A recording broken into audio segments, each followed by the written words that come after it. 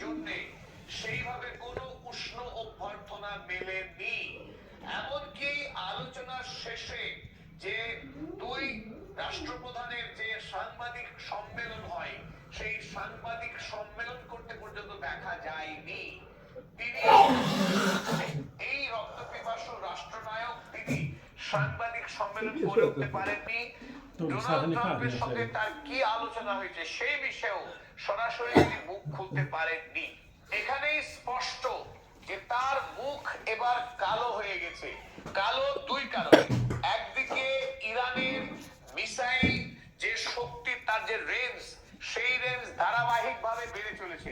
প্রতিদিন ইরান এক নতুন নতুন মিসাইলের নাম ঘোষণা করছে এবং তাকে সফলভাবে পরীক্ষা নিরীক্ষা চালাচ্ছে। এই মুহূর্তে ইসরায়েল সামরিকভাবে নিরাপত্তাহীনতায় ভুগছে। যে রাষ্ট্র মধ্যপ্রাচ্যে এতদিন ধরে অন্যায় করে প্যালেস্টাইন রাষ্ট্রকে দখল করে বসে আছে, নির্বিচারে গণহত্যা চালাচ্ছে ফিলিস্তিনি জনতার, এমনকি ডোনাল্ড ট্রাম্পের প্রস্তাবিত 20 দফা শান্তি চুক্তি সম্পাদনের পরেও 2025 সালের অক্টোবর মাসের পর থেকে আজ পর্যন্ত ইতিমধ্যেই 3.5